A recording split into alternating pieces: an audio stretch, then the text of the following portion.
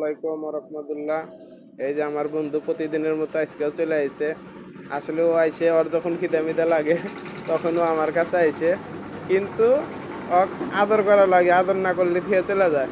আসলে মানুষ এখন এমন হয়ে গেছে, একটা প্রাণীর ভিতরে যে ভালোবাসা আছে, কিছু কিছু মানুষ আছে তাদের ভিতরে আসলে এই ভালোবাসাটা নাই।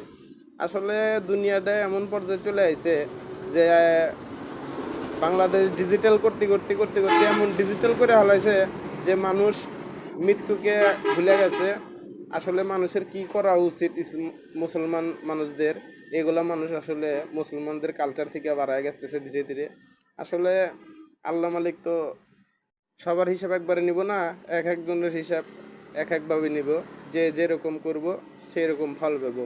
তে আসলে বাংলাদেশে আসলে যারা চান যে ইসলামিক আইন ব্যবস্থা চালু হোক, আসলে মুসলমান হিসেবে আমাদেরও দাবি এটাই যে বাংলাদেশ যেন কোরআনের আইনে যেন চালায়। এটাই আমাদের মনের ইচ্ছা। ঠিক আছে, সবাই ভালো থাকবেন, আল্লাহ হাফেজ। আর আমার বন্ধু দেখেন, ও সবসময় মনে করেন যে চিলমুড়ে থাকে।